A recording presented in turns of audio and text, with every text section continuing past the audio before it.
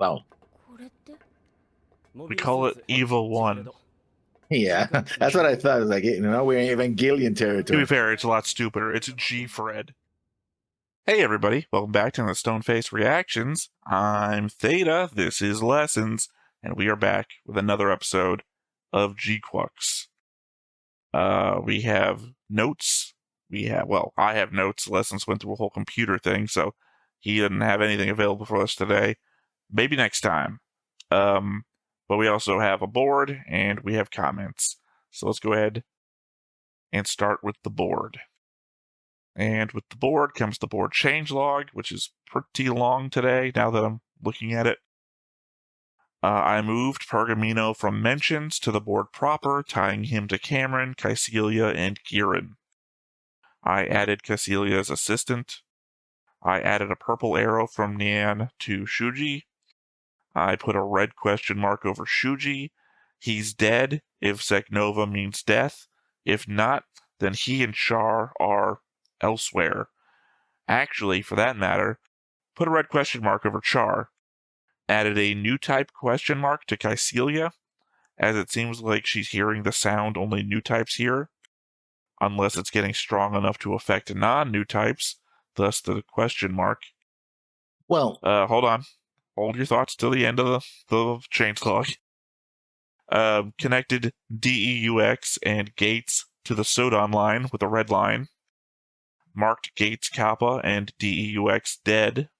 Connected Chaliabul to Machu with a white line. Tied Shuji's robot to Nian with a green line. Tied Xavier, or again, as they say in the English, Exave, to Nian with a green line. Changed the green line between Nian and Machu to white. Renamed the Giran faction to the Chalia faction. Added Simius to it. The default Xeon faction is really the Giran faction anyway. And added Nian to the Kycelia faction. Questions? I had a question, and then I am blacking out. Yeah, see, I think it was around the unless it's getting strong enough to affect non-new types, that's the question mark. Yeah. Okay, yeah, no question. Actually, it's an observation. In 79, when Lala was using her abilities, there were a lot of people who could hear the Lala song. In fact, a bunch of them were in Solomon. They were just regular people. Like, what's that? And like everybody could hear it. So if it's strong enough, then yeah, normal people can hear it. My counter to that is you don't know those are normal people. Literally dozens of people were hearing at the same time. So all of them were new types, or new types are a new burgeoning thing. Who's to say? Yeah, we have literally their background NPCs, and I think your assertion is that background NPCs are unlikely to be new types. But I don't know that we can make that assertion. The assertion is like it was heard by everybody. Or that was in Solomon. And in fact, people were like, "Oh, what's that sound?" And they start exploding and stuff like that. So, yeah, I think if it's strong enough, everybody can hear it. Look, obviously, I've said both sides of this already in my thing, so it's not like I'm debating you because you've brought up a point.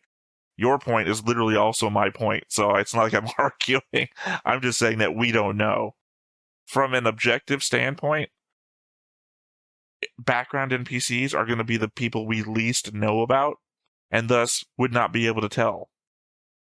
That's why I said it feels like your point is that background NPCs are unlikely to be new types because new types is such a strong thing as to be front and center.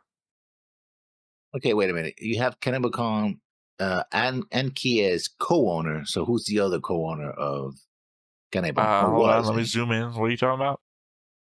Because you have he's had Anki as Kanabon co-owner. There's no hyphen there. Kanabon company corporate. Oh, yeah, because you didn't put a dot. Co. Co being short. That's why I said no hyphen. It's not. That's why I was confused. Like, what do you mean co-owner? Co-owner. No, I don't have anything else to say. Although, well, actually, that's a comment on the show, not a comment on the board. So what's a comment on the show? Might as well. I'm about to go into notes anyway. You don't have any notes. Consider this your first note. No. It's just that I expected to have more casualties on the city, considering all the high-powered weaponry that was Oh, used. I there was a guess to a lot. nice, A lot of people yeah, died.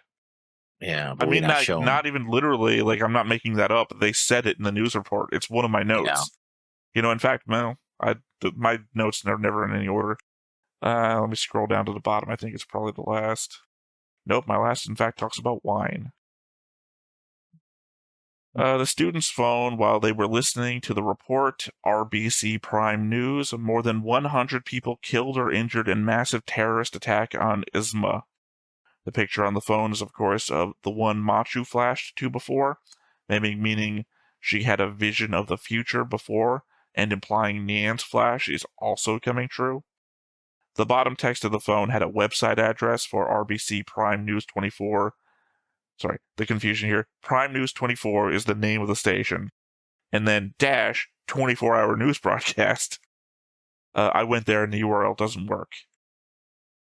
they didn't create an actual URL, which is But they have an actual URL on the phone. So, it seems like yeah, good marketing material. Like if you have a little, whatever you call those little box things that you take a picture of and they bring you to a yeah, website. yeah. If you have that in an anime, so just somebody could pause it. A QR code. Yeah, as somebody who doesn't have a cell phone, never Yeah. useful for me. Well, it used to be that, and even today, some companies still do it. That if they do create a fictional website, they would buy the domain, so someone else wouldn't sit on it and use it for whatever. But not everybody does that these days. I know. I'm aware of viral marketing like that, and it's like, oh, cool. But what would you do there? I went there expecting, like, I don't know what I was expecting. As somebody who really loved Witch from Mercury, I would then try to get anything I could about the Witch from Mercury podcast that was done by the voice actors of the show, and they would talk about the episode, talk about the behind the scenes stuff, take fan mail, that sort of thing. But it was all I in mean, Japanese. That's the thing. Is like, what am I expecting? If I went to the website and it's a 24-hour like podcast format news thing, also would just be in Japanese. I would not know what the hell they're talking about. they could still have subtitles. They just have a window where No. you see If them. it's I'm assuming because the way they're looking at it on the phone, it's just going to be a audio only news report. Because I'm assuming it's going to be exactly the same thing. Like it would be a longer version of whatever they were listening to on their phone. In which case, it would be just exactly like the podcast, the Witch from Mercury podcast thing. But they also could have they could also do it visually as well. They had like pictures and report it on the street. But that takes quite a bit of work and No, not be in the budget. I just do not anticipate that. I anticipate it would just be a website with that same picture of Machu and just a full version of that news report about the attack on Izma. But at the end of the day, it'd be all in Japanese. All right, the rest of my notes, starting back up again from the top. The organizers of Clan Bat changed the spawn point of the match between the Pomeranians and the 12 Olympians to be inside the colony. Our crew seemed to think it's an attempt to avoid the MPs, but it seems more likely that one of two things is happening. Either your theory is correct and the organizers of Clan Bat are actually part of the Side 6 government itself, and trying to use the challenge to capture the two Gundams by luring them into a compromising position that they would be less likely to be able to evade capture from, despite evading capture last time they were in the colony, by specifically, my brain ain't working today, by specifying a time and place for them to be in. The MPs were ready ahead of time with Clan Bat intel, so Tamaki's co-worker says. Pergamino says that they are involved with it directly, but I would think having the MPs arresting a bunch of people you are managing would cut into your profits, unless you were part of the deal to capture the Gundam as well. Or, the other two thing, someone, say like the Sodon crew, having hacked the system in order to put the Gundams into their purview to be able to capture them once Clan Bat was over. It clearly wasn't our Federation terrorists, as they planned to leak the info about the clan battle outside. But in that case, I want to preface this before you strike back on this one, is that I wrote the two theories at the beginning of the episode, and then information just kept coming in. That's why I had like 2 sentences on my number 2, and then just kept adding more and more shit to my number 1. Well, then we'll get to the notes then before I say anything, because... Well, I'm not saying, no, I'm saying that I added all that information to the number 1. That's why number 1 is a paragraph, and number 2 is 2 sentences. Okay. Here's the thing, though.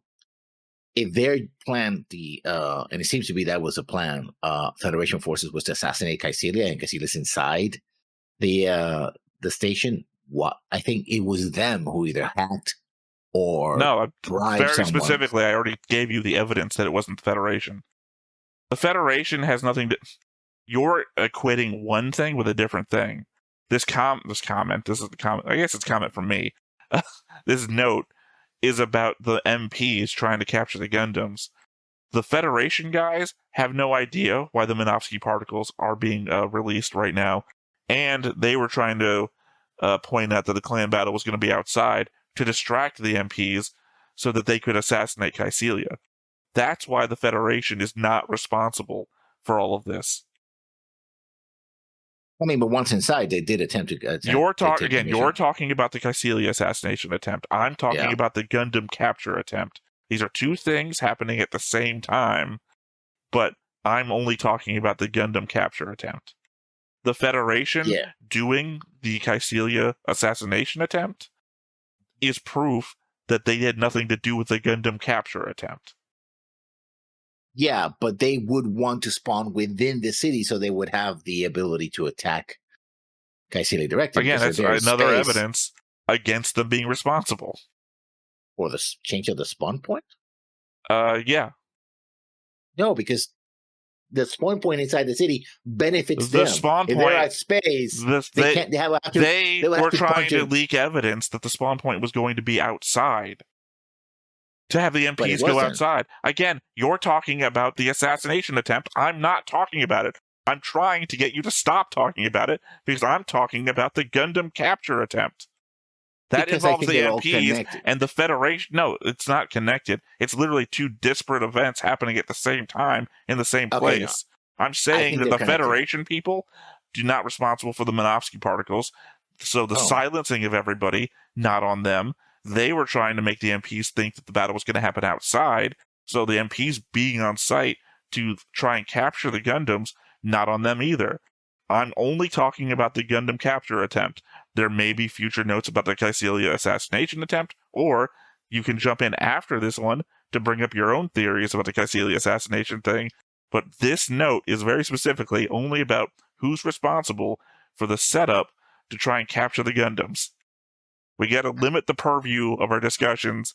Otherwise, we're going to have one massive note discussion. I think they're still connected, but go ahead. They're not. I've given you evidence that they're not. No, because your evidence is about a distraction. It doesn't actually talk about the spawn point itself and why it was inside. Because you say half of it is... I said the MPs are trying to capture the Gundam, and they're trying to establish a point in time for them to be in so they can capture them. That's why the Minovsky particles are going on, and to limit communications. And the Federation people are not the ones doing the Minovsky particles. They're confused by it too. They specifically say that. So they are trying to put the MPs outside by leaking information that the clan bat's going to be outside so that they have an open terrain inside the colony to do their plan, which is not the clan battle itself. They don't give a shit about the Gundams. They, in fact, look at the Gundams and say, God, we don't care about you guys. Get the fuck out of here. Because they see them on some sort of IR sensor thing. So very specifically, we know the Federation people have nothing to do with the attempt to capture the Gundams. Now, the MPs are flying around and everyone's bothered by the fact that the MPs are doing all this weird flying around. Like, even Pergamino says, that's wasting money.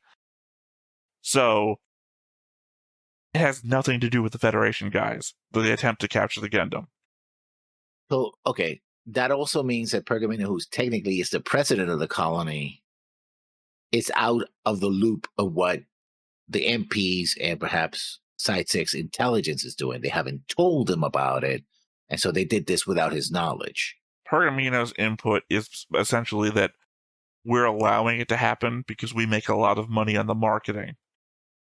But he also says, why would we interrupt it if we're making money out of it? Which means if this was a Side 6 operation, the MPs, to capture the Gundams, that was done without his approval or with his As knowledge. for my point 2 note about them, or I guess technically both notes kind of insinuate, I literally said at the end, what did I say? But I would think that the MPs arresting a bunch of people you were managing would cut into your profits unless you were part of the deal to capture the Gundam as well, which then led into my, is Sodon a part of this? Because if Chalia went to UNCUT, who's to say he didn't go to, I don't know, fucking Cameron? In fact, he talked to Cameron 3 episodes ago. Which means Cameron is acting without the consent of the president. And Cameron, his father, was the last leader of Side 6 before Pergamino. So I thought for a moment that maybe he was the guy on the 100 height bill, but I don't think so. No, maybe. I do not think so. I don't not see any familial familiarity between the two. I'm saying that if this follows the 79 timeline, at least when it comes to Side 6, I know what you're saying. I'm just bringing up a disparate fact that had something to do with something that I distinctly remember focusing on. Like, I took a screenshot so that I could then bring it into an image editor to zoom in. It's like, oh, is there anything specific written on the money? Anything I could like pull detail-wise, world-building-wise? So when you brought up that guy, I thought, oh yeah, that's right. I stared at that guy's face for a while. Is that the guy? Nah, him and Cameron don't look anything alike. Anyway, could it be that there's a rivalry between the Cameron faction and the Pergamino faction? That Cameron still has enough pull to pull this without telling essentially his boss? Legitimately, we're already kind of dealing with the Zeon Civil War situation. I do not think that we're going to be dealing with a Pergamino, Cameron Bloom, Side 6 Civil War situation. Not a Civil War. In fact, think we're going to be moving away from Side 6 now. More like Pergamino is the president, but he's mostly a figurehead. And the real power is with still the Bloom family as Cameron, right? I mean, he is the DA still. He's the district attorney. So I legit couldn't give a shit at this point. Where we got way more interesting stuff than the politics of Side 6. Again, I think we're moving away from Side 6, but true. The politics of Side 6 was not the most interesting thing in 79. It'd be a hard press to make itself the most interesting thing now. Like, can you imagine going from the we're training Yan to be a mobile suit pilot, or Machu dealing with whatever the fuck she's going through right now in the Amuro gets locked up storyline, to high stakes politics back in Side 6. Anyway, what's your next point then?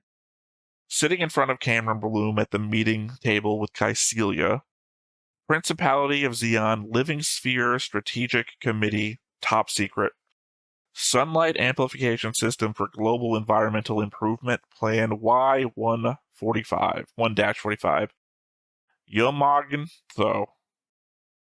From the Lovecraft Wiki, Yamagntho is an outer god described as being equal to Cthulhu in terms of power. The entity was sealed away in a world circling the star Fekard, and when summoned to Earth, it takes the form of a flaming circle with 3 inner petals and a dark interior with chaotic shapes. Which is, by the way, very similar to the image on the front cover of the thing. It's literally the thing. So Zeon has a plan named after an outer god of Lovecraftian lore, with an image basically invoking it.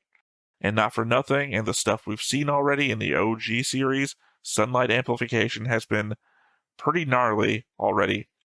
Only one, I'd guess, got used in this timeline by the Federation. Maybe these could be Giran's unused plans for the solar ray. Cameron does mention support of the solar ray as a means for aiding in the restoration of Earth's devastated environment. I mean, this feels like they are trying to build a superweapon under the guise of environmentalism.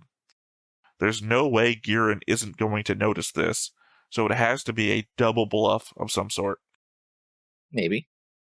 Anywho, well, could be Pergamino be the one building it for them? He wants to be an investor. That's the whole conversation that's going on. I mean, legitimately, it would be like if we got like a report that Greenpeace had gone to Somalia for investment in a nuclear bomb. I'd be like, what? What? A nuclear reactor. No. This is a solar beam. This is a high-powered energy. No, but under the rubric of what they're applying, that is it's a weapon, but it has civilian. I would not classify a nuclear reactor as a weapon, though. But you can use the fuel from the nuclear reactor, which can then be enriched to make a nuclear weapon. That's why I'm saying that I think your I was going to say equation. That's not my brain just stopped on the word equation and stopped working completely. I think your example fails because this isn't like somebody showing up with what was the type of uranium that he brought to Congress? Do you say so? I think it is. No, yellow cake. Well, I mean, you might be saying the actual name, but I just what did everyone say? No, yellow cake is not 237. 237 is the. I'm just saying that he came to Congress with yellow cake uranium. The example that you're bringing is like, oh, they're not enriching them for nuclear reactors; they're enriching them for nuclear weaponry. It's like, no, this is very specifically a giant beam weapon. So it has to be we know that. Let me finish. This has to be the weapon equivalent. You know, this isn't, oh, they're enriching the thing so that they could possibly use it as a weapon. This is, oh, they're going to use a nuclear bomb to cure the hole in the atmosphere. You know, this is very specifically, they're going to make a giant weapon. They're going to use it for what? They're going to solve the polar bear ice cap situation with a nuclear weapon? This is more equivalent to just showing up with a weapon and saying, no, I'm going to cure your syphilis with this AK-47. Okay. But we say that because we know what solar arrays can do and be used for. But however, that was my point. I even brought it up in the note. They must have already used the solar system on Solomon. So they already, in this universe, know what a solar array can do. Which means that the cover story doesn't work. Which was the end of my point, that there's no way Giran isn't going to notice this, so it must be a double bluff of some sort. So have Giran look at this and, oh, they're building a super weapon, when in fact they're doing something completely different, like, say, build a fleet. Or it's just a, hey, look over here. Look at this hand. You have no idea what the other hand's doing. That's what I'm saying. No, you just said building a fleet, and that building a fleet would just be a reallocation of resources under a false cover. But I would also say that would be a bad idea. Because you would instantly investigate the solar array thing, and you would just follow that trail to the fucking fleet that Pergamino's now building. Whereas if I say, hey, look over here, I'm doing this obvious thing that you wouldn't want to happen, and then say on Earth or on the moon, she's building something else completely unrelated, that would be the distraction, not the resources are actually all going to something that's actually tied to the line. Well, it depends how much resources. Okay, because in order for it to be a double bluff, you have to spend just enough resources to make it believable.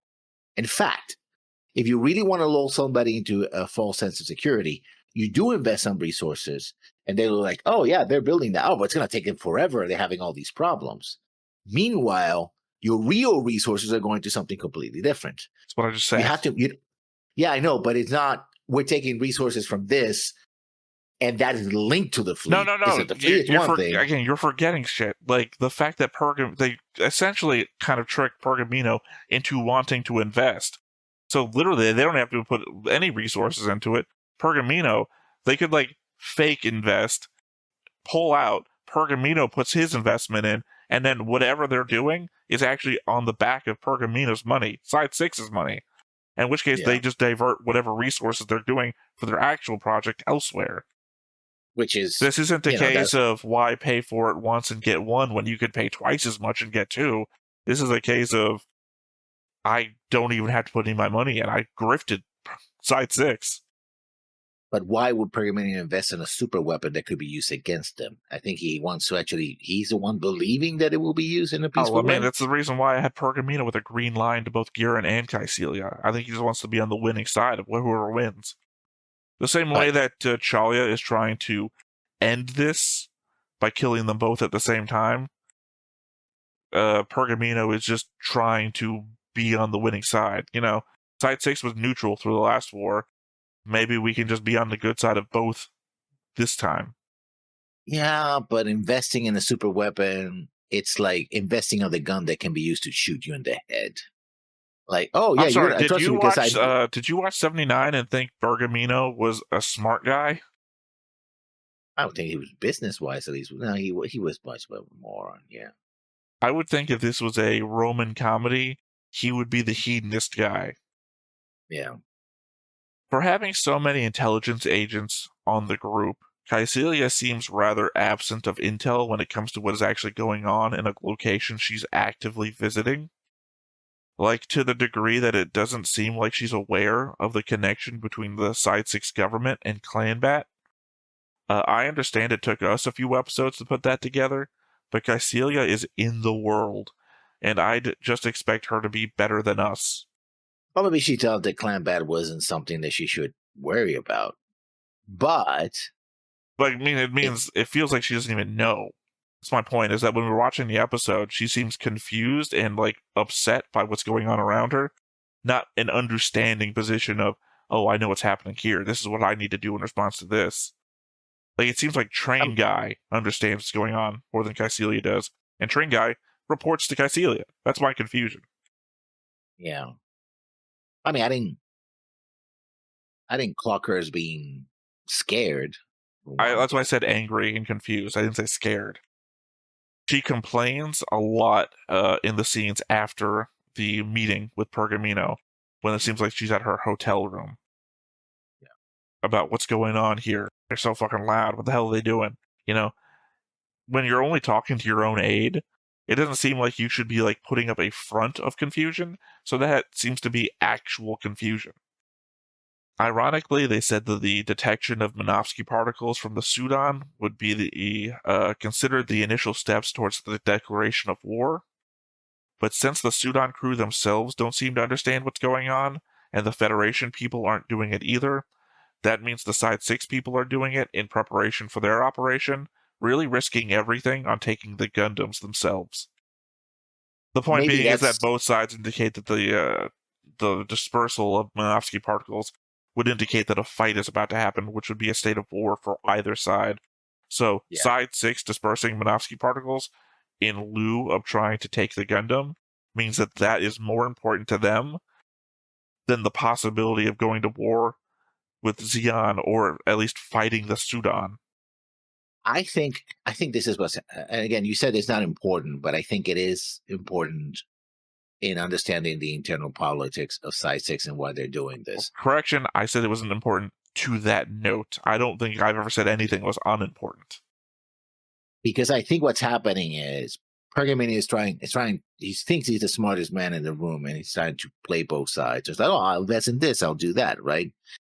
And I think Cameron and probably the intelligences are going like, if there's a war this time around, we might not avoid it because the Federation is not strong enough to counter Xi'an.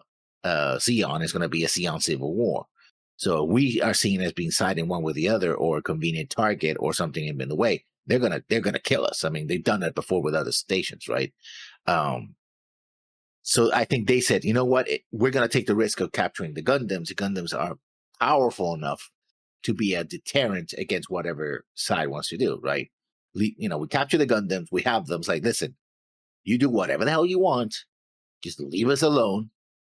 Right, we'll give you one of the Gundams, the one that belongs to you, the newer Gundam. We'll keep the other one, and all is fair. I don't think that plays for one specific reason.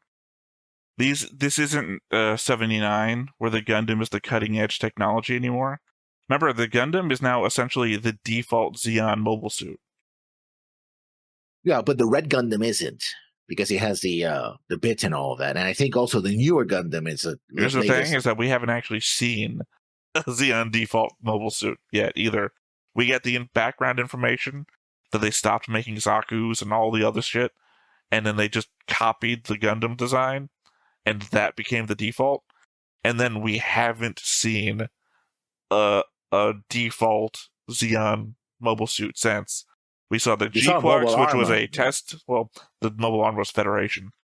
We saw. Well, no, sorry, you're talking about the Great. I was already saying the Grey Phantom. Well, I guess that was their nickname for Shalia, actually. The Kikurogi, anyway, the thing he called for. Yeah, I got a note about that later too. Sorry, the first mobile armor that they brought up was the Psycho, so that's what I was thinking. I've lost my... No, sorry, train of thought. You were saying that they were going to try and hold the Gundams hostage for leverage or anything, and it's like the Gundams are like nothing anymore, and we haven't seen the default mobile suit yet because we've seen the GQuuuuuX. You brought up the mobile armor, which I don't... That seems like a special thing he pulled out. I don't know if that's anything.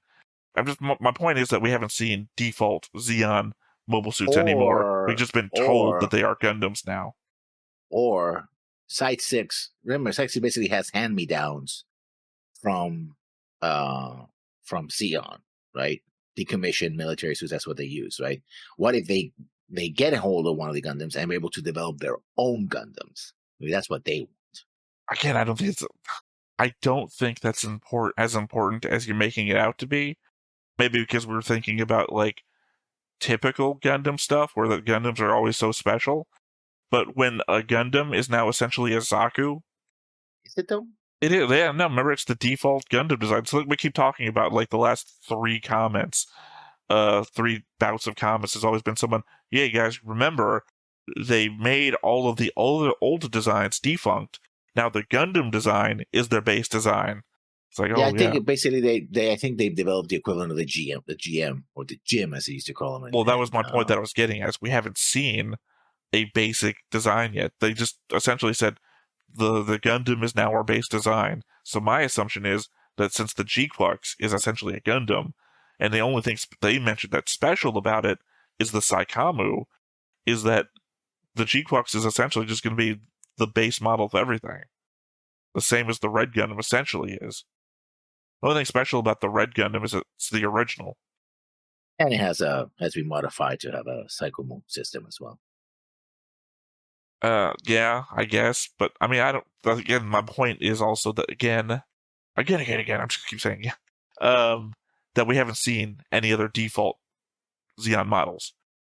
I'm assuming maybe this episode because we're going out, we're leaving Side 6. Another language to add to the list of Side 6 official languages: French. The overpass says "Ors Arabit," essentially meaning oversized, referring to the 24-meter clearance the overpass has beneath it. Large trucks and the like, yeah. But yeah, just what did we cover? Like 4 languages before this, so now there's a 5th one.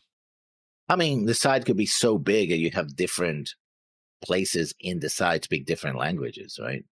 Yeah, just I'm bringing it up the same way that I bring up how much is a Kiat worth, because we just don't. It's world building, right, yeah. And it's not something we cover a lot in the other shows. Like, I can't remember the last time in any of the other shows anyone mentioned money. So I was wrong. The news shots weren't just the same shot of when Machu was worried about getting caught, but were a brand new imagined news article worry. Refugee man arrested on smuggling charges. Courier also wanted. But this is the problem with reading that other one first, is that I reference, oh, well, what if that one isn't a worry? Maybe this one's not a worry. Or rather, sorry, if this one's a new type flash of the future and came true, maybe the Neons is also a new type flash that'll come true. And essentially, these are Neons right now. 1318, Sunrise News.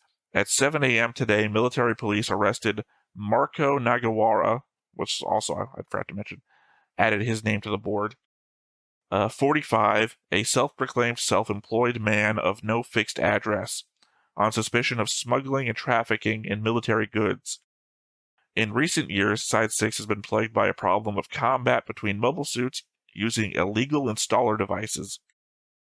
A form of illegal gambling commonly known as clan battles, and military police had long been investigating the distribution routes of these devices.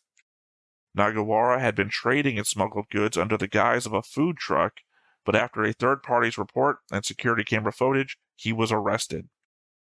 Arrest warrant issued for illegal part-time worker courier. Refugee status may be revoked. The Okai News 1852 stream. Regarding the illegal device issue, the military police announced that they had issued an arrest warrant for a wanted refugee girl. A member who only does delivery work is still a low-level member. Considering to a military police official, it's true that she was a courier. The size of the criminal market, it is unusual to issue an arrest warrant for just this girl. According... Search at the home of a wanted female courier as a siege closes in on illegal operators. 825, I guess snitch, S6NCH. I think it's actually S6N channel, something like that. The military police seem to be serious about rooting out smugglers of illegal devices. Based on information obtained in the recent roundup, the authorities have issued a wanted notice for the girl who is a courier. But they have also announced that they will be conducting a roller investigation in the refugee town in the industrial area. Now, this says photo, but it also only said photo in the article shown. There was no photo. Illegal items found in house searches.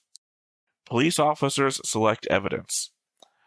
The rest of the article. The military police have taken a tough stance as if to say that they have no intention of letting any smugglers escape.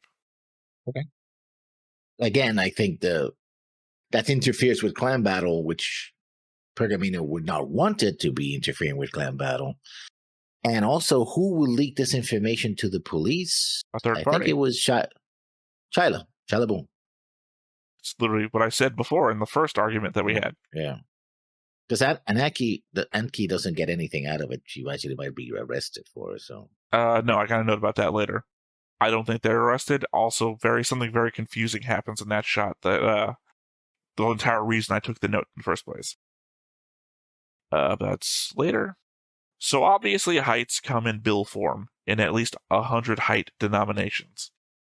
Yeah, we're talking about it closer to be the U.S. dollar than say the yen. So. Makes sense. No, actually, remember, you brought that up one time, and then a comment came later that said that was wrong, and then you backtracked on that too. Yeah, because it makes sense. The thing is that the reason why it is and it isn't is because you have coins. I think you have coins that go up to 500, if I'm not mistaken, or maybe I am reading into it. We had a whole conversation about it might be a whole coin-based economy, and then this. Yeah. So. Yeah. Digital coin, but they also have dollars as well, especially if you're doing the illegal trail you want. The episode 2 note that I had was literally about there might be a whole digital-based economy, and then we started seeing all this coin-based shit, because I very specifically just remember editing recently the whole, well, you're walking around with a bag full of coins, and I said, well, I'll have a bag full of oranges. Yeah, but it makes sense, especially if you're doing illegal, technically legal. I mean, it's harder to trace, physical money than it is digital, so. I love the Anqui Machu confrontation. I really like Anqui as a character, but the way Machu is just completely thrown off by the one adult she thought was cool and took the advice from, essentially shitting on her for following that advice, almost killing her and just shouting the most ordinary slice of life, "You told me to! Adults are also stupid!" back at her while she runs away, leaving her stunned on the floor, was such a great scene to split up a mech battle with. I mean, she didn't believe that she would take the shot. She didn't mean to kill her, but she still shot. Again, for me, it isn't the shot though. It's when she says, "Oh, running after a boy, how dumb!" Just like a little girl, and she goes, "You told me to." And I'm thinking back. You remember when she's like on the roof sunbathing? Yeah. Yeah. It's just like, oh, that's right. And it's just like, oh, that's right. That's where Machu is emotionally. I thought you were somebody to me. You told me to. Adults are so fucking stupid. Like you said, it's such a fucking slice of life moment. If you got rid of the gun altogether, yeah, and it's just like a moment. Just a moment. Like Machu and her aunt.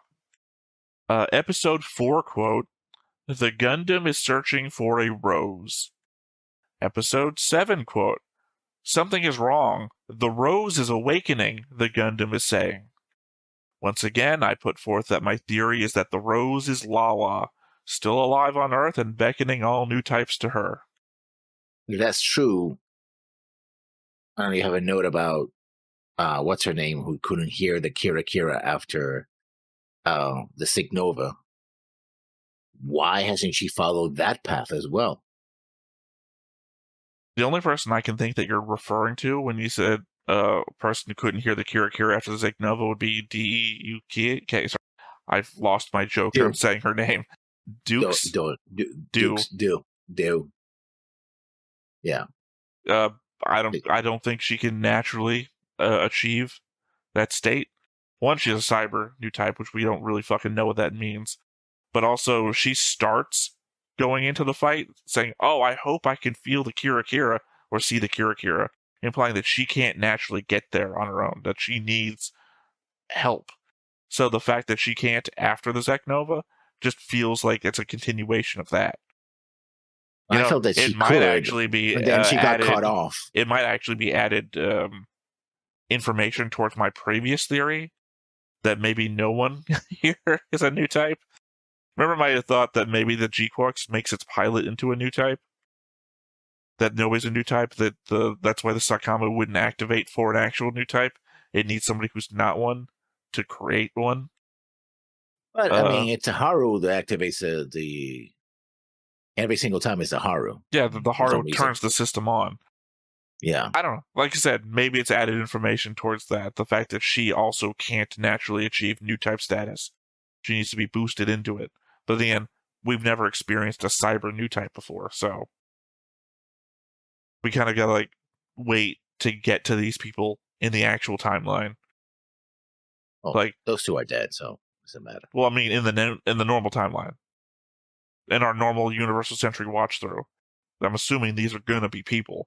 It's also weird because it's kind of hard to consider them to be the good guys. They're on the Federation side, which typically are good guy people. So, but not in this show.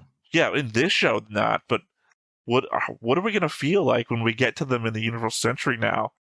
Like, are these supposed to be good guys? Because we're gonna have a wildly different context of the people who saw the Universal Century stuff and then saw them here, versus us who saw them here and now we're gonna see them then. Like, what do you mean this was their backstory? What the fuck were they doing on Side 6? Minovsky particles phase reversal. That's a new one.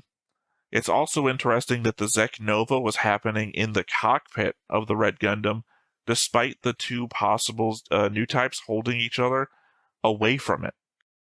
I mean, in Invisible Char phased out in the cockpit would still fit my theories that Char was the Gundam, or like a Ghost in the Machine now, we're dealing with phasing. Maybe. The Zeknova particles were moving into the cockpit, but almost like an outline in the cockpit seat. Yeah, and he did say that he was going to the other side, whatever that meant. I think that's just the Kira. I think he referred to the Kira as the other side in like episode, was it 2 that we met him, or 3? But that when he's talking center? about spray painting, when he's talking about the spray painting stuff, he referred to it as the other side that he was painting. Yeah, but remember when before in the last episode, he painted a white center into the Kira, which is what we see in the center. He very specifically says he's going to fill it in again, though.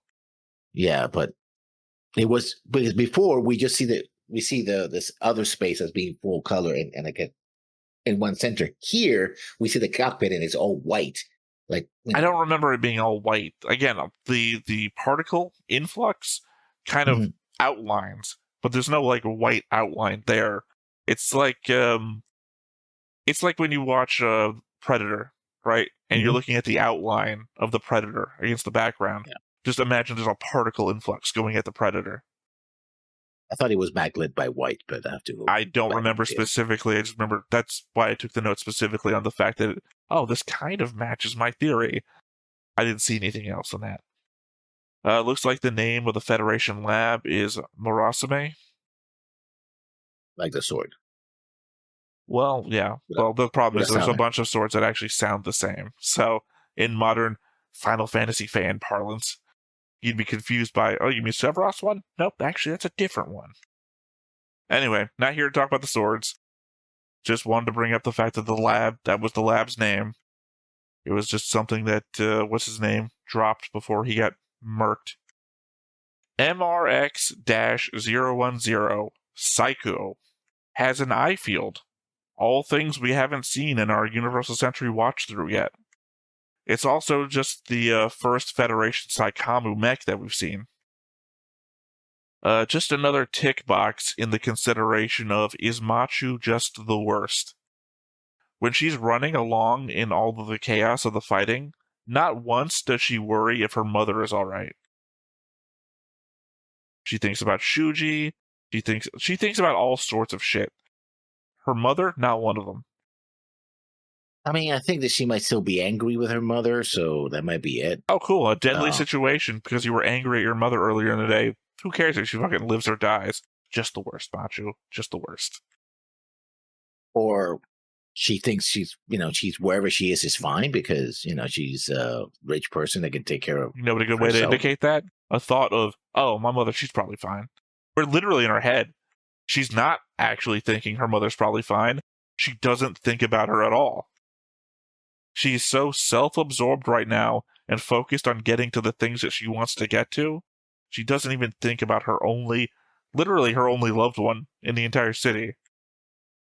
Well, true, she has a father too, but we haven't seen him. We don't know. I doubt he's in the city, only from the perspective that her mother works in the same department as him, apparently. And he's not there either. So the fact that he's a diplomat might assume he's out. That we might see him elsewhere on diplomatic duty. It'd be a good way to set him up for later, whose father is a diplomat, and then, he's a diplomat for the Federation, and we show up at a Federation place, or he's a diplomat for Zeon, and wherever, the ironic thing is probably what they would do is, wherever Neon goes, that's where the father is going to be. Machu doesn't see her father. Neon sees Machu's father and just doesn't fucking know who he is. According to Side 6 facial recognition systems, Machu is 17 years old, also lives in Turnpike. The school stuff was listed, but we already knew that.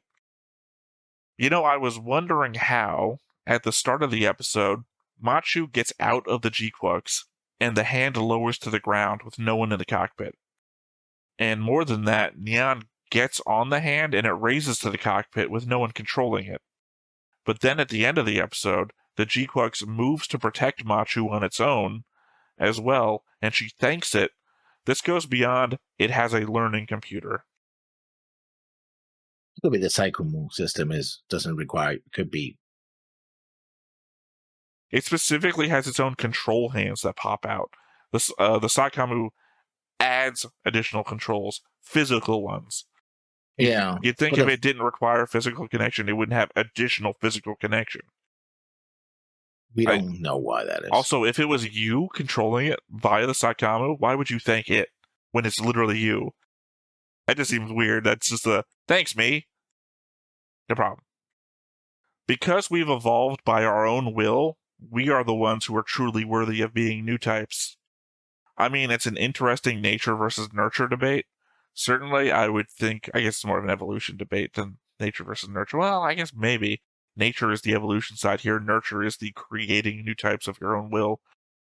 Certainly, I would think that the possibility exists for the intentionally made genetic creation to supersede the randomness of nature. I don't know that I'd say either has the right to be the one true new type, though. It seems unlikely that anyone would have intentionally pursued research about this had it not naturally evolved on its own first. Kind of surprising we hadn't seen Zeon cyber new types first, considering the evil shit Flanagan's Institute got up to, as per the 8th MS Team episode 12. Making me wonder if Do would be saying that if presented with Zeon cyber new types to fight. Or maybe the fact that they didn't go into that research is because they found remember the new types are also tied up with the whole space noid, Earth noid kind of situation. So they might be an abundance of new types in space compared to the rarity on Earth. They can still happen on Earth, I know. No. Sorry, I did think that, but I didn't think that was worth debate because you said abundance, which I felt covered the idea that there are Federation new types, but they have more, is what you were saying. I thought you were going to go into a eugenics argument that Zeon has. Well, for one thing, you love pointing out how a specific era of German history Zeon is coded. I mean, yeah, it's true. But true, my point was more so your your emphasis on the word abundance would mean that through genetics they might be able to weed out the weaknesses, say, in certain new types that they have, to create a genetic breed of a new type, rather than trying to create new types out of people that don't even have that thing. They don't have to artificially create new types like the Federation. They could make their new types better through eugenics. I'm not saying that eugenics is a good thing or even a thing.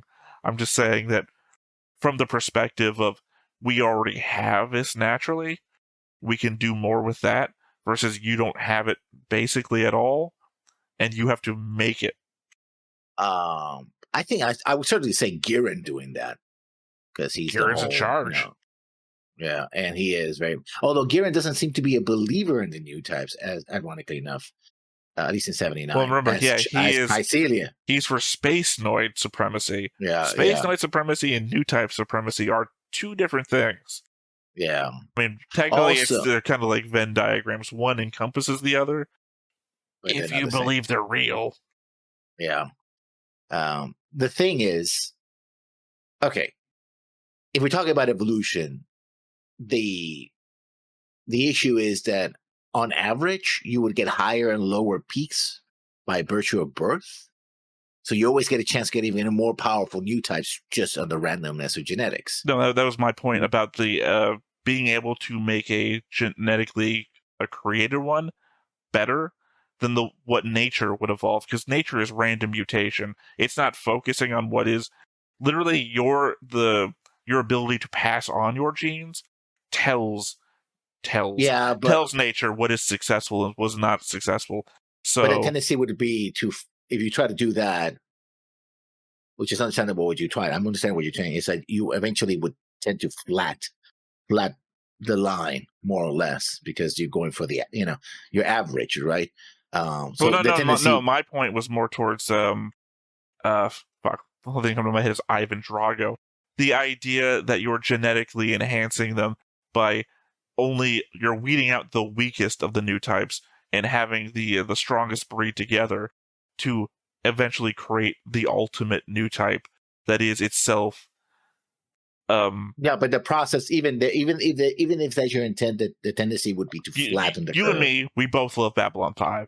Essentially, the Psychor's process of creating stronger and stronger psychics. Yeah, that's a theory, but that's because it's all based on eugenics, which is bullshit to begin with. So in theory, in practice, actually what happens is that you actually flatten the line. You will probably get new types, or even end up with another mutation, like it happened in Seed, where you end up with a mutation that actually makes it harder to breed them in the long curves, because you don't just select. You might select for one, but you're getting the whole genetic package with it, unless you can go in there and really, tailor-made the genetics, in which case you're just making new types genetically. That was what I was getting at in the initial note, is that when you have the ability to manipulate the genes themselves, you can create what you want, versus trying to deal with evolution, which again is random.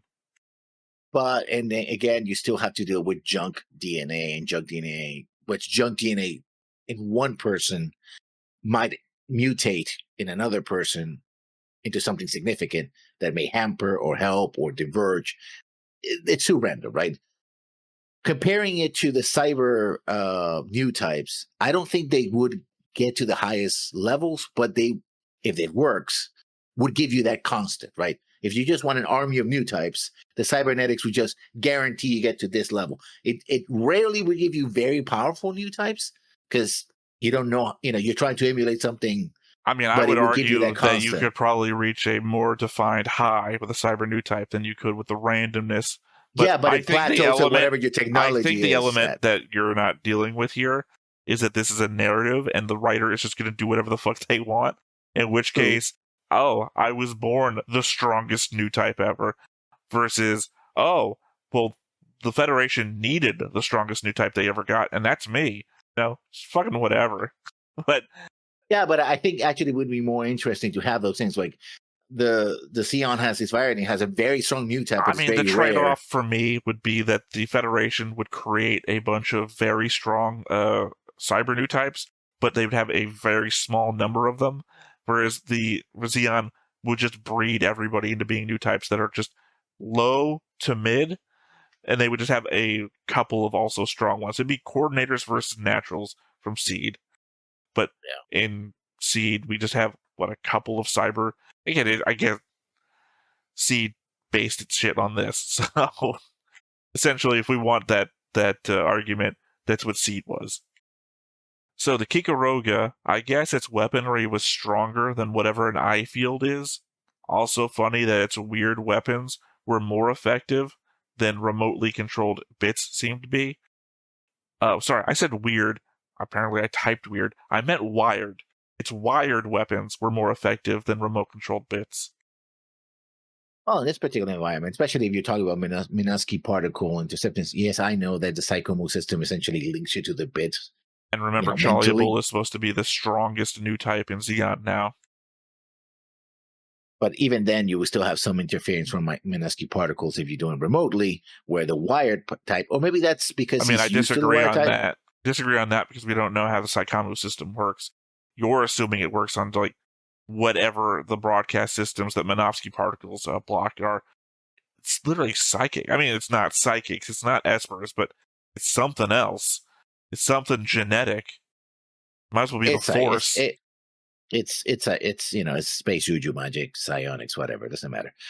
It might well be that this is a system that he's used to, right? So it's much better for him because it's a slightly older system, but he's very good at it versus a slightly newer system that he's not used to, right? It's like, oh yeah, I have this brand new machine. Oh, I thought you were implying that he was better at it than she was her thing. And remember, she considers herself to be the heart of that Gundam. So, well, turns out that, also, we don't know if she's ever actually gone to combat. Because we don't know her. So. That's what I'm saying. Yeah, so once we get to her in Universal Century, it'll be a different story. Yeah, so it could really basically be like, oh yeah, no, I did all these simulations in the great, like, oh yeah, I've been in actual combat and I know my machine. I hope she's not like the main character of her series or something, because it's going to be like, real disappointed to find out, oh, we just watched the Amuro of her show die. No comment. Moving on. So Anqui and gang were packing up and getting out before the fight ever started. And I assume that since we saw the police swarming their HQ without seeing them getting arrested, that they got away. But at the same time, that they didn't take the remaining money from the safe for some reason. Maybe they didn't have enough time. Seems like they would have. It seems like the cops didn't come until after the big old fight was done. Could be happening simultaneously. Just so we see the aftermath of the raid, right? No, we don't see. Well, we see the raid in operation. They're doing the raid. Yeah, so it could have been simultaneously. It's just that we can't be shown at the same time. Right? Either way, Anqui was still on the floor in front of the safe. Like, what else were you taking? Like, literally, it was like she was hand reach, wad of money, go. But it's still exactly the same as when Machu left. Did you count all of the stacks? I literally told you earlier in the notes that I screenshotted it and stared at the money. I stared at the goddamn money, trying to see if there was anything written on it that would give me world building notes, or try to figure out who the guy's picture was. So yes, I stared at it. My point is that they didn't take the money right in front of them when they left. Xavier saw Machu when she ran over top of him and jumped into the GQuuuuuX, which is why he really should have been 100% certain when he got her in the locker before, without having to confirm anything. 100% certain who she was. So it's confusing that he second-guessed himself back then, but more so that he thinks Neon is the pilot. I mean, I guess that's just intel that Shalia had passed down to Xavier, since he knew that there were two girls, versus Xavier thinking he had gotten the one and then thinking he was wrong when the GQuuuuuux came out without her, making me question how Chalia knew, unless I have it completely backwards and Xavier guessed it was the two of them. But I'd have no idea how Xavier would know who Neon was, as I don't recall him being present for many, if any, of the scenes where they were together. I guess that's for the audience to remind me about. I mean, he could have seen them both in the train station, but he only managed to grab Machu. I believe Neon had already left by the time he grabs Machu. Yeah, but they split. So I know he could they have been split. My tracking them. point is that I didn't recall seeing him in the scene when Neon was still in the scene. I mean, someone knew who she was and knew that's about my her point. contact. That's my point. Is who? I don't think it was Xavier though. Chalia doesn't seem to have any point of knowledge. He just shows up and tells Anqui, "Oh, one of the two girls," indicating that he knows. We have no source of that intel. Xavier doesn't seem to know himself by the fact that, again, Machu jumps over his head in episode 1, and he doesn't, I've got you.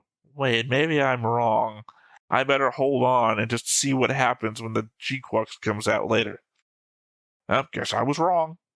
It seems like he should be the one to know. Yeah. But so, where does his intel who Neon is come from? The only thing I can think is Chalia. But who would Chalia get that information from? Xavier. It's a fucking circle. I mean, a circle of information. But could we have a third party, though? It's always a third we party. Don't know about. Yeah. It has to be. If it's a closed circle and doesn't make any sense, then either one of them should have all the information, though. The problem is it's an anime.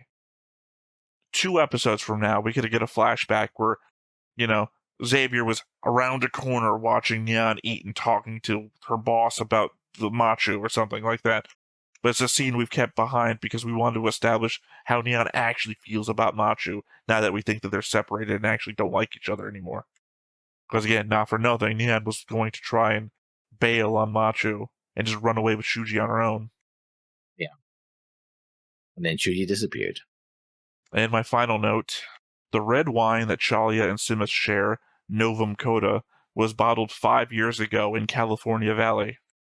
Yeah, they talk about how he was surprised that the Vineyards had survived the war. Either way, that was my final note. All right, so we have comments. I believe all of these are from the YouTube side. Killian from The Plot to Assassinate Caecilia. For all we know, Shuji's little robot could be Char. Did you see how much gyoza it prepared? I guess. I don't know what gyoza is. The soup that they were eating, basically. No, the little pastries that he was making with Nyang, basically. I don't know if Char or Cha is an expert at making gyoza, so. Yeah, doesn't mean anything to me, so I don't know. I just appreciate the buy-in of who should Char be. Jario Melchor from The Plot to Assassinate Caecilia. Funny thing is, Chalia is not lying when saying he's a Pomeranians fan. He's had those stickers on his phone for a few episodes now. The guy is just a dork with hobbies. Yeah. And I can see him also actually liking little Pomeranians as well, like keeping one around. No, I think they're specifically the stickers of the... I know, yeah, but I also remember that the reason why they're named that is because their pet is literally a black Pomeranian or blue, purple Pomeranian. Anyway, I don't know. I just don't see Chalia as a pet guy. I see him as a pet guy. Cat. I mean, I would think if he was a pet guy, he'd be the human pet variety. He's a fucking mind reader, man. He plays with people. Yeah, I know. Yeah, I'm not talking Maybe that's why I'm not like kink. I'm not talking about kinks and shit. He's not into puppy play. I'm thinking he's like. That's what it sounded like. I feel like the children of his crew would be his pets. Yeah, but I also see that maybe he wants a dog because maybe he can't read the dogs, and that's comforting somehow. It's like, yeah. Is it? You don't know how it works. I mean, it feels like you're approaching a Chalia with a position of godhood, Like, oh, I like dealing with these people because I don't know what they're gonna fucking do. It's a good outside of my omnipotence zone. I don't Well, think. we don't know how his mind reading works. Is it something that he does actively, or something that, like in Babylon 5, it's just a flood of thoughts and he has to, string them out, right? I like that scenario better in most mind reading things, but it could be an active thing. Like he has to concentrate on somebody. Like, what are they thinking? Oh, I mean, in my That's head, interesting. Charlie is still just an old man. I know he's not like the 65-year-old guy from 79, and he's supposed to have been like in his 20s the whole time, which means that at 30, most he's like 35 at 30 most. now. Yeah. But the fact that his crew seems to be so much younger than him, maybe it's hard to read this anime, but appearance-wise, they seem much younger than him. So he's like an older guy amongst a bunch of younger kids, and it feels like you don't need pets at that point. We still have them. Finally, Bruce Ingram from The Plot to Assassinate Caecilia. Amala Kamala may have some other meaning, but to me it looks more like a nod to Amandra Kamandra from heavy metal Elgium. Elgium has some of the best weird Tamino character names. He's always been Pergamino. No idea why some subtitles call him Bergamino. Edit. They call him Bergamino in the English dub of the 0079.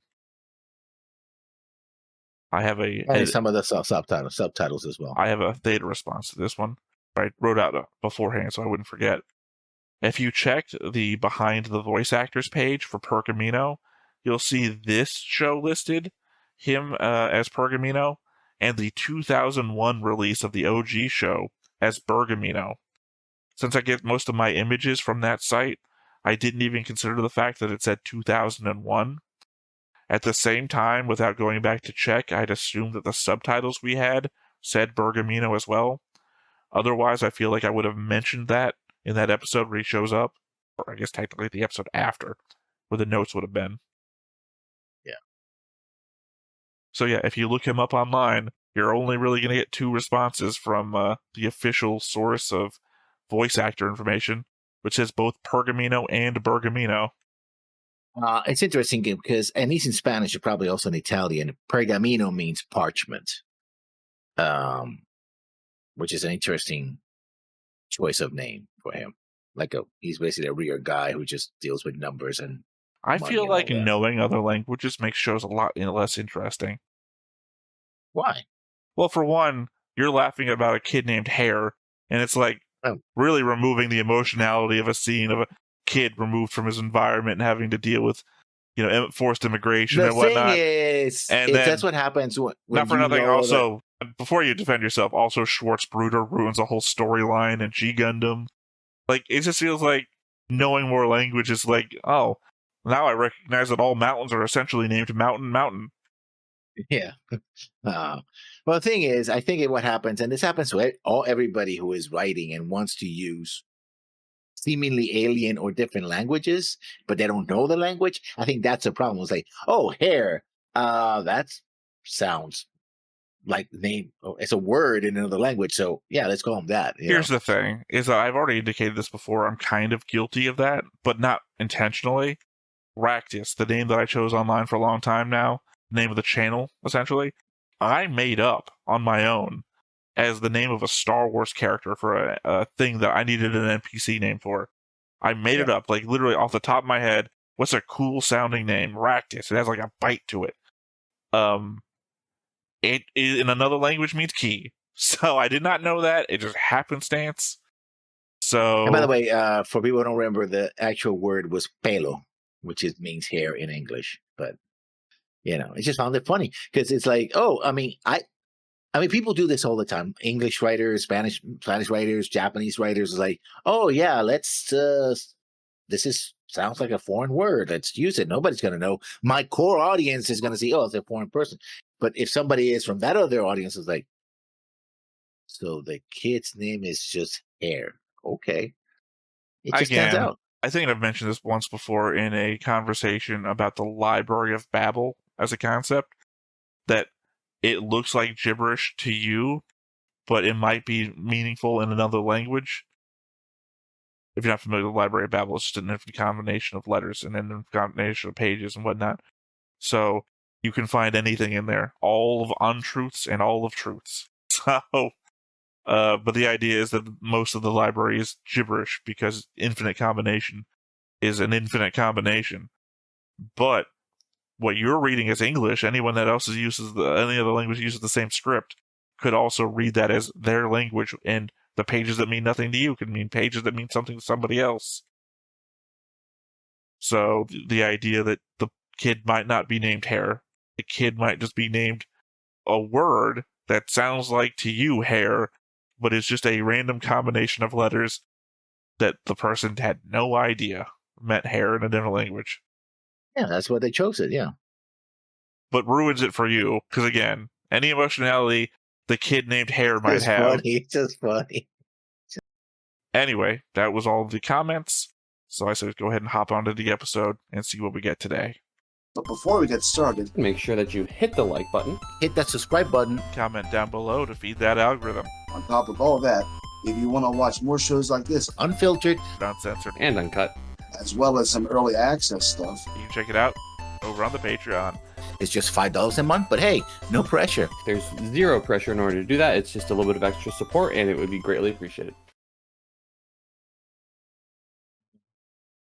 All right. That's Forgot why that I it said- starts with the music. The music, yeah.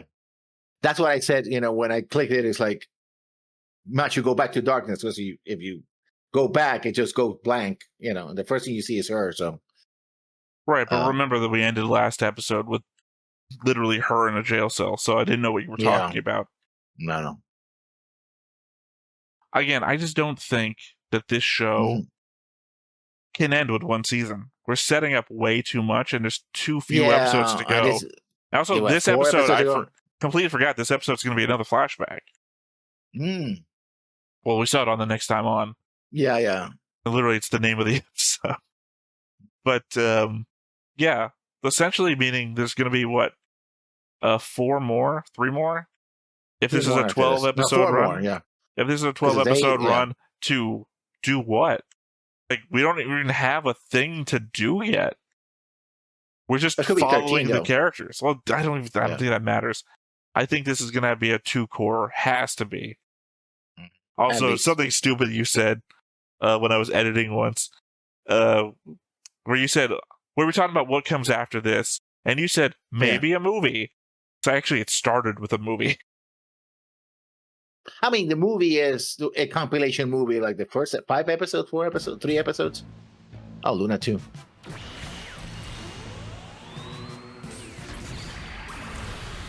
Yeah, I remember McQueeve got sent with a whole force of these.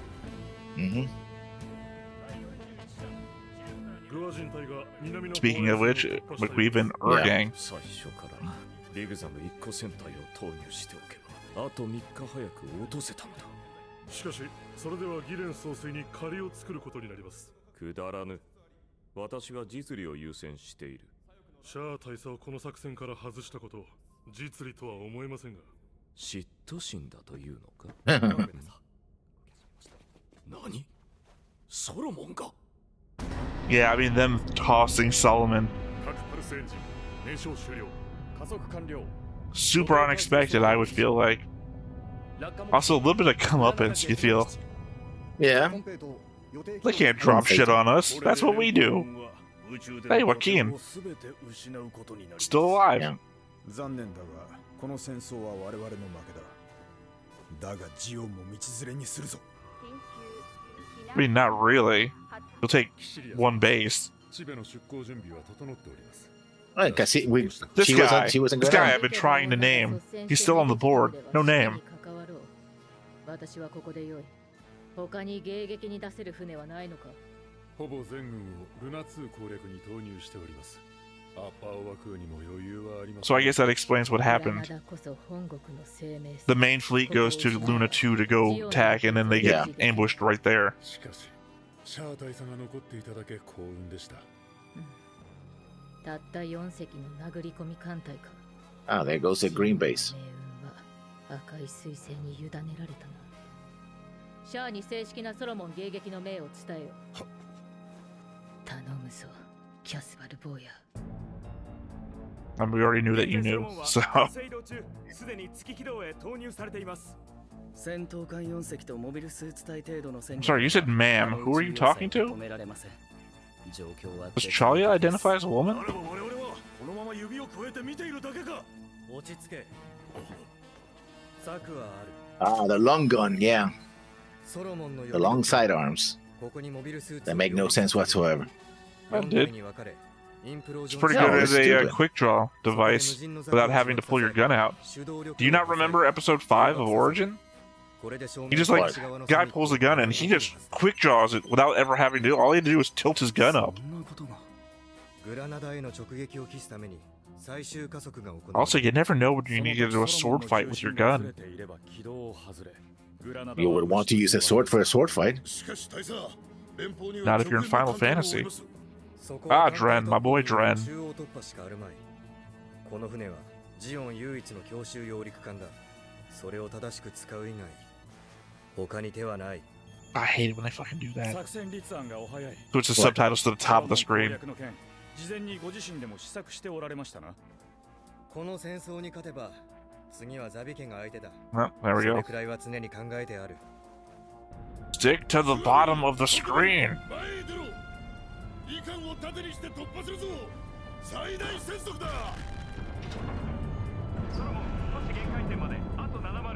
Also, I love the idea of Dren as the commander of White Base. 了解だ。ガンダム。 Or Sudan, as it's called.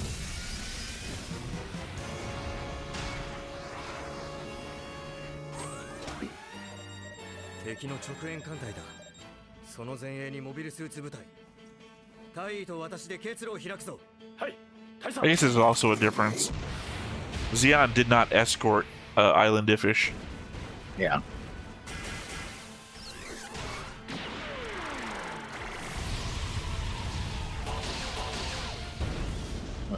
I want to get a clear sight of what the GMs kind of just look like the Federation Gundam. yeah. Assuming those are GMs, not just mass-produced Gundams.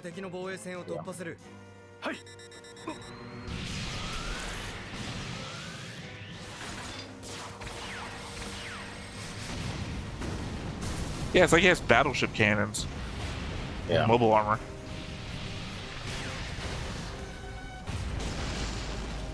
I guess technically they were that effective when Lala did it back in the OG2. Oh, no, well, sorry, Lala used a different thing. Yeah. The Elspeth. She's Sun Crusher.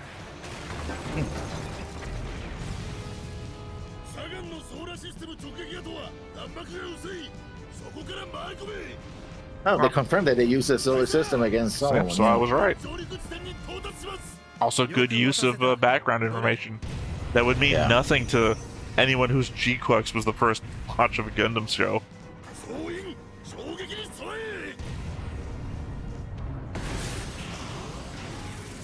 How very Macross. Yeah. Sorry, I thought they were going to push in and then just open the doors up and launch them in that. Yep, they're actually gonna do that. Oh, wait a minute. These don't look like. Yeah, but we're still in the 1-year war. I think the idea is that this is some sort of like lesser unit, so they could still be using implosion point. The self-destructing Zaku. We just had one. Oh yeah, Tokwon. I forgot to mention Tokwon. You know, old Beardo that died like one episode in the OG.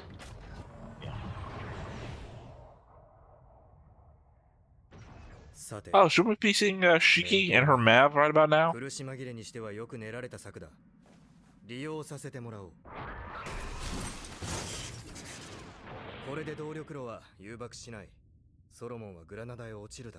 we're gonna let Cassilia die and not Giran? Or did they say Giran was there? 白の軽キャノンだと。ドズル中将を撃ったという連邦のニュータイプか。短期で残るとは Did Shiki replace Amuro? Was Amuro her new type in her Mav? Or is that Shiki herself?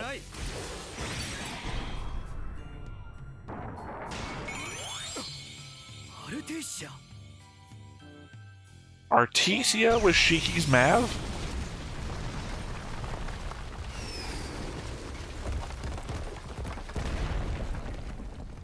So Artesia still gets into all this, regardless. Yeah.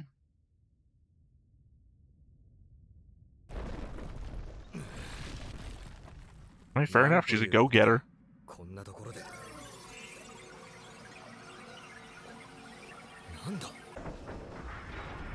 So, Sayla and Char Zeknova. Maybe. I mean, very clear it's happening. Yeah.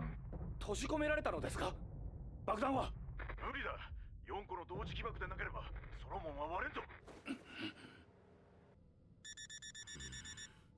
時間だやむをえんエンジンリバースゴースター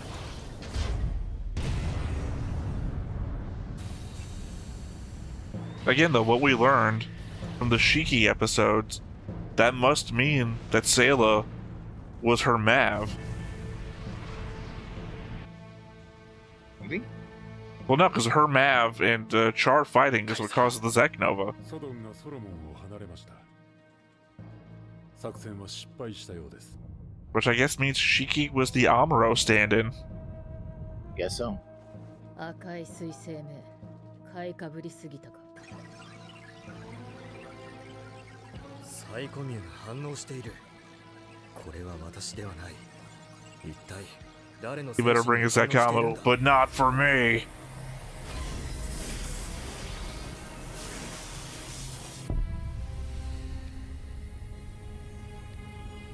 どうした何が起こっているんだ発光の原因は分かりません爆心地は破壊ガンダム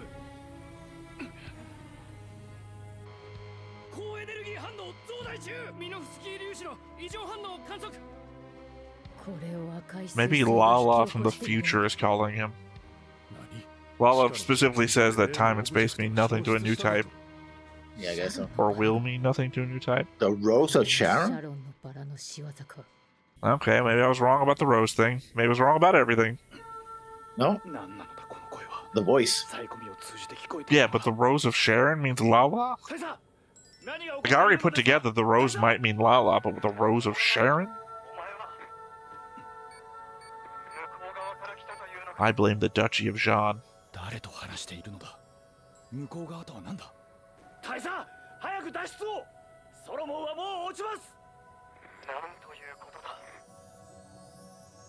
時が見れる Haha! The thing you hate, but the thing I keep saying.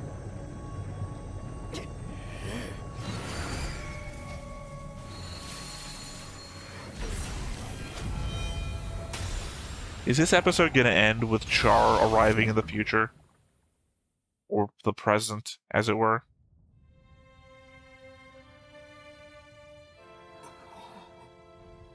You're looking at the ceiling. It's definitely not a monitor above you. No. 後にゼクノバと名付けられたサイコミュの暴走事故によって赤いガンダムと共にシャア大佐は行方不明となるそして5年赤いガンダムが再び姿を現したということは大佐もどこかで生きているということだ Yeah, or, you know, is the Red Gundam. But where's Sayla then? Sayla dead? Apple pie? Could be peach pie.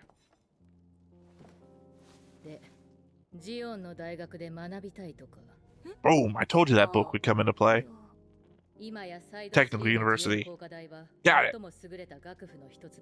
I love shows where background details actually matter.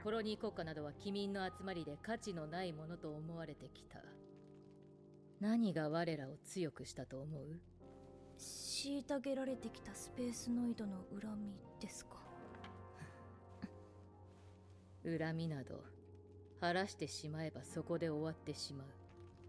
もっと先を見なければ強くはなれんぞ。 I don't think you should have open flames on a spaceship. 私のもとで期待に応える働きができればスカラシップを約束しよう。 Yeah, work for me and I give you what you want. 報告は聞いている。 Oh, yeah, technically it's how all job relationships work. Yeah. I'll pay you if you do a good job. そなたには今一度ゼクノバを起こしてもらう。 Doesn't that, like, kill the people that happens to? I won't need a scholarship after that. Oh, we kept it in orbit. Why not? サイド2から逃げるとき、たまたま目の前にあった。すまん、辛い話は。それで奨学金を。 Okay, another Side 2 survivor. Put her right up next to Shiro Yamada. 永住権カードには学士号が必要だからな。わかるよ。根なし草は辛い。僕は運が良かった。才能があった。わからない。必死だったから。I mean, hasn't really proven to be talented yet, except for that one scene last episode. ああ、墓参りだよ。スクールの同期だった。これからって時に。女の人？男だけど、なんで？ I'm waiting to see, like, a gravestone that said, or a paper that said Shiro Yamada on it now. あの新型モビルスーツは呪われてるな。だが、君は3人目を連れてきたんだろ。 Third one.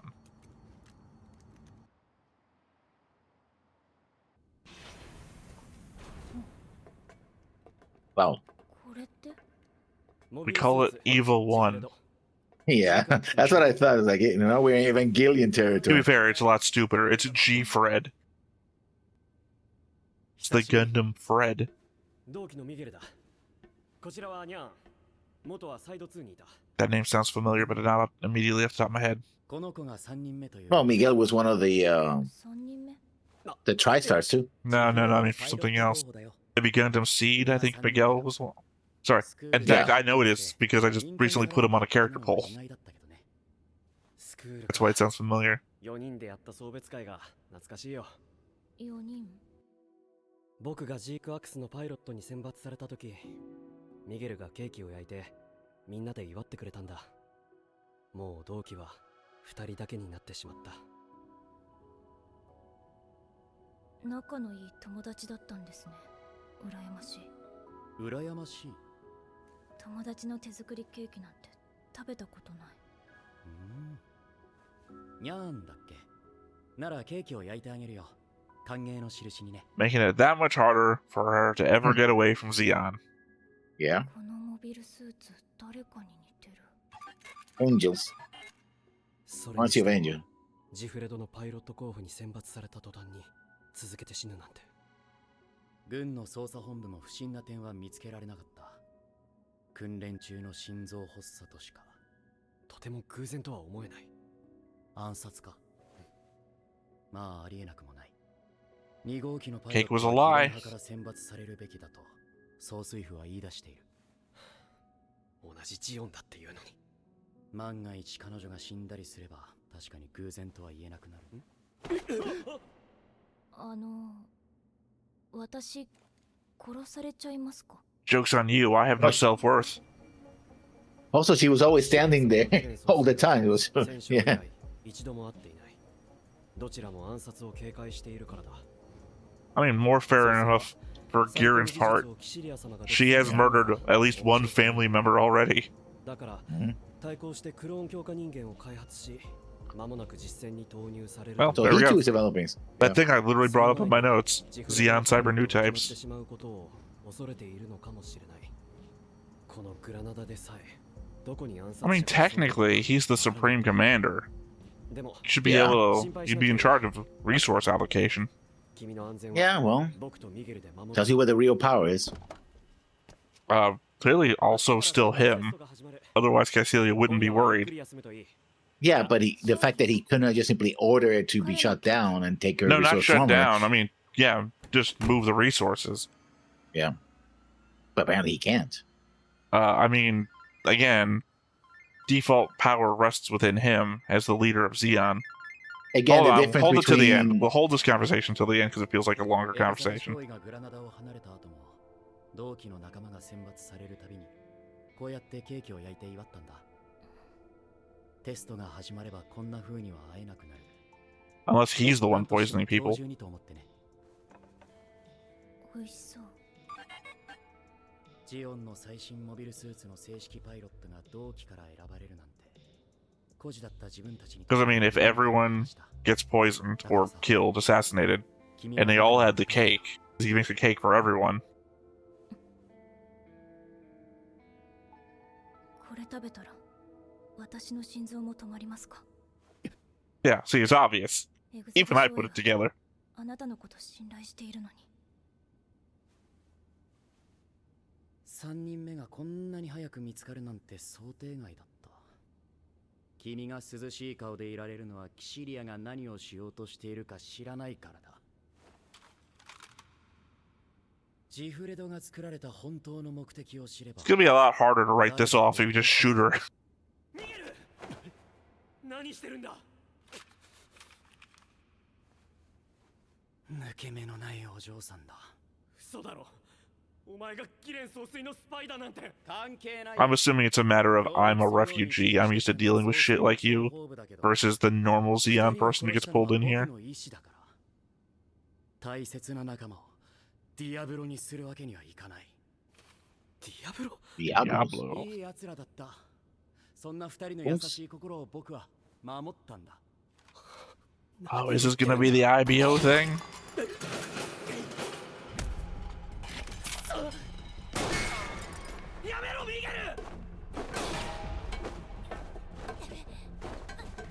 Wow, having the cake where the Gundam is, that's stupid.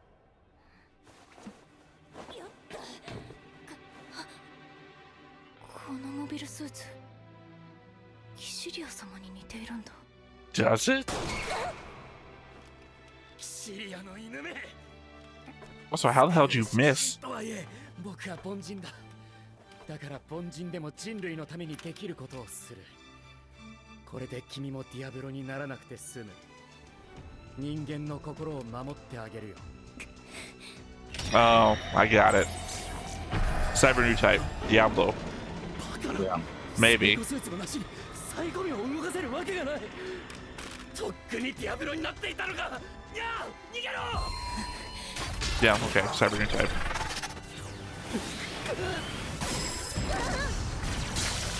Would have been cooler if it just sliced him in half, though.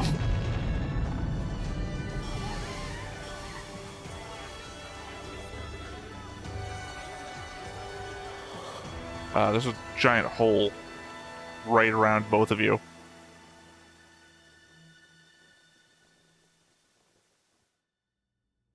You'll do whatever it takes to survive. I legit thought that was going to be the episode end right there. 窓なんてグラナダじゃ最高の贅沢なんだぞ。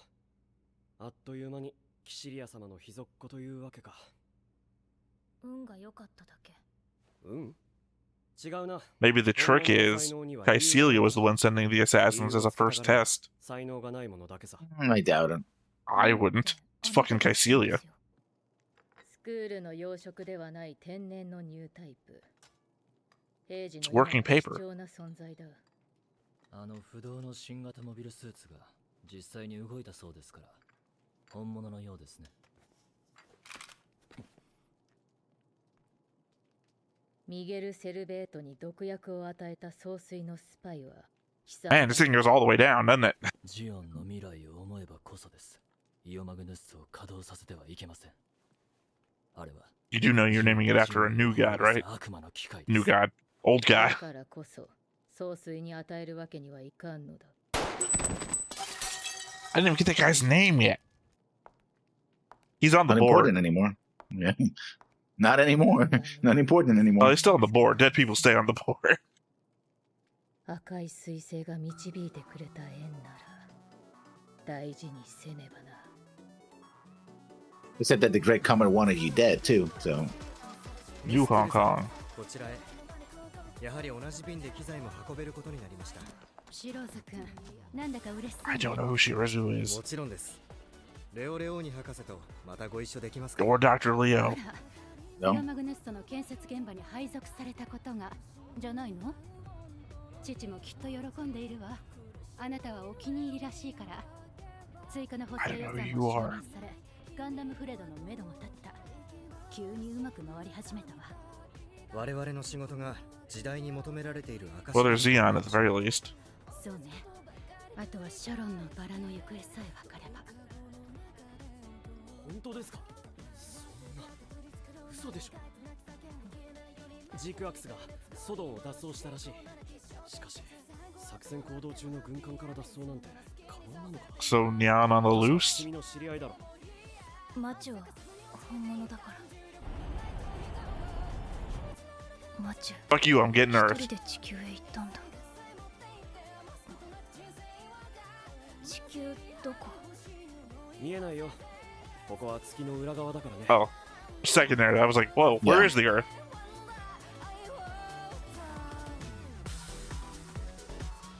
And I was thinking, Aquarian, Yeah. the French, comic series.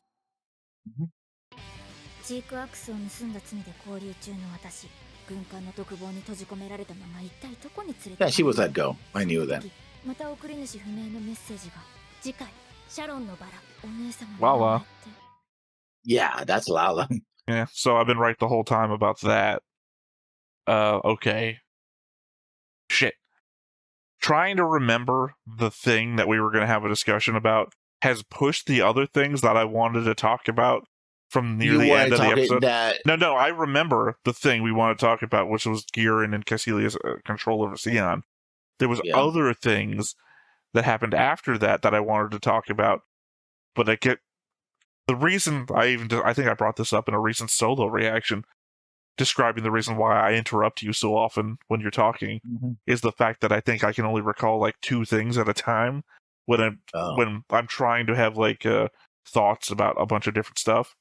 I can only hold the wellspring of inspiration to talk about two things at a time. So when you go off on like your notes and you like will hit like 4 or 5 different points, if you go too deep, I'm gonna forget anything I had from the beginning. So I either interrupt you now or consign myself not to discuss the stuff at the start of your note.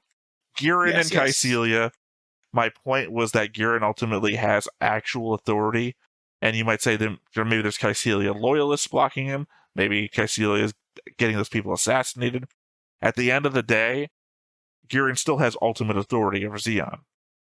Yeah, but okay, this again smacks of what we were talking about, See Destiny, about difference between title and actual power, right? Well, that's my point, is that ultimately they have, I guess, equal power. But my point is that they have equal power, but Giran still holds title, which means that if Caecilia tries to override his command through official channels, ultimately Giran still has title, which gives him more authority over anybody who's not taken aside, let's say, or what, you know, the normal Xeon person who doesn't know that there's this background civil war happening.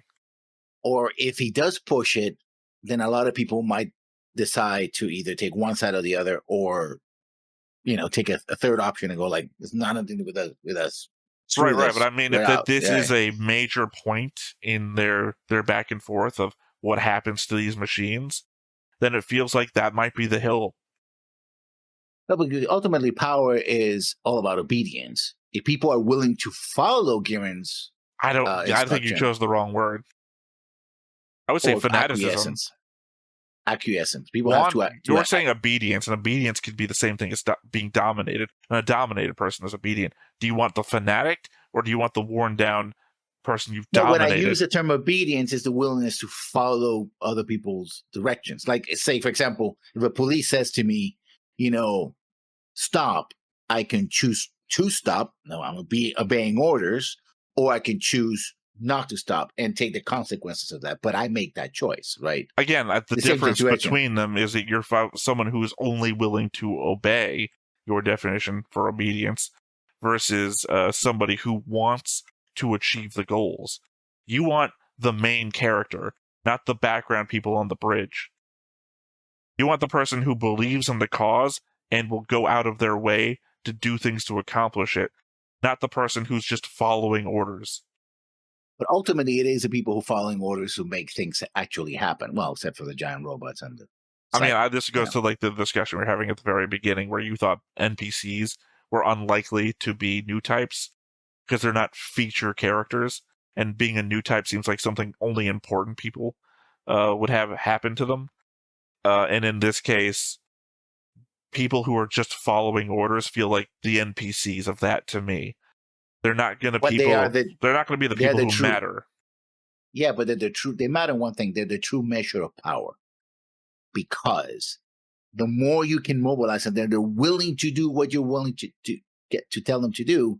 The more power you have. I think in this, the example becomes the difference, say, between Amuro and all the Zeon mooks who went out into the field with him. Right. The idea is that your fanatic is going to be your Amuro. Your mooks are going to be your obedient background people. You want in the narrative, I'm talking about like in a narrative, right? That it's going to be our Xavier's, our, I don't know if Neon's going to be one, but Neon's, our Machus, they're going to be the ones that accomplish stuff, no matter how many people are in the background. In a real world scenario, yes, you need the infrastructure to keep the command going. But in shows like this, one person is going to operate that bridge if they need the bridge operated. You need your fanatic to do the fanatical thing. Either way, now we're moving into the part of the show where they're going to Earth.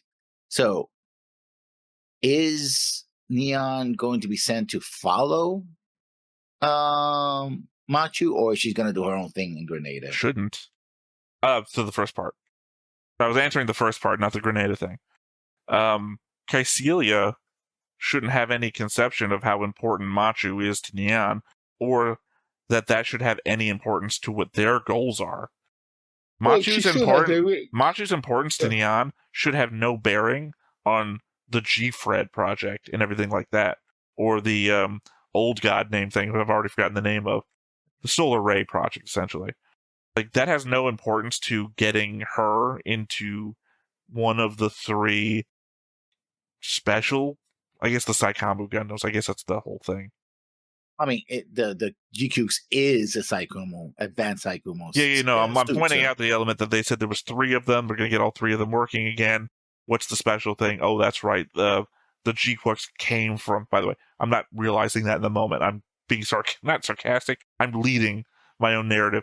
The GQuuuuuX came from Granada Base, if you remember, and the one thing that they said was not to activate the Saikamu, which is really weird in hindsight, that they even sent it out.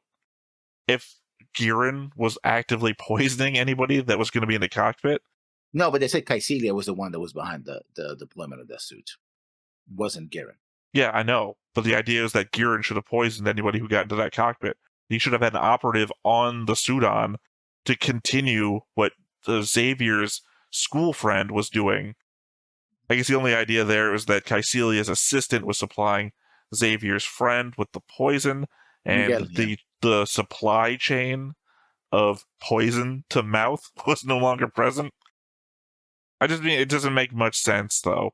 Like, I don't understand why Kycelia would put it out there, because it feels like she wouldn't... Look, the idea is that Xavier was put on that ship to confirm if Chalia was loyal or not, and because that only got proven last episode in that conversation. No, Giran doesn't... Sorry, Chalia doesn't seem to be a Giran loyalist. We don't need you on the Sudan anymore. So that was in question when you sent the GQuuuuuX over there. If he had been a Giran loyalist, you just gave Giran the GQuuuuuX. Yeah. That's what I'm saying. It doesn't make sense in hindsight, the motivation behind doing this. I mean, we do know what Wolf's motivation is, to kill both of them. You know? But no. I'm just saying from what she knows. She knows at the time, and is sending Xavier over there to check on. Is the idea that Xavier is loyal, so you don't think the GQuuuuuX is going to get stolen while Xavier's in control of it? That got proven to be not true. It did get stolen right under Xavier's nose. And she knows that she got stolen. That's what I'm saying. Her whole thing would have failed. Ultimately, her assistant is working for Giran and is actively in control of a lot of poison. How the fuck did Kycelia not get poisoned this whole time? He's actively giving her drinks in the scene where she shoots him. Giran should have killed Kycelia a long time ago. Yeah. Kycelia is not who we thought she used to be. I guess 5 years really wore down her intelligence operative nature. Anyway, anything else? There was a bunch of stuff, but I can't remember it anymore. Like I said, I kept trying to think about the Kaisila Girin thing to talk about at the end of the episode. Maybe I should, like, every time I say something like that, hold it to the end of the episode. I should, like, type it over here in the side window real quick. So I can pay attention to everything else I want to discuss. But again, I guess that's probably what the point of the note section is for. To bring stuff up that we may have missed the first time around. That said, I guess that's it for this episode. So once again, I've been Theta. This has been Lessons. We've been Stoneface Reactions, and we will catch you next time. Bye-bye.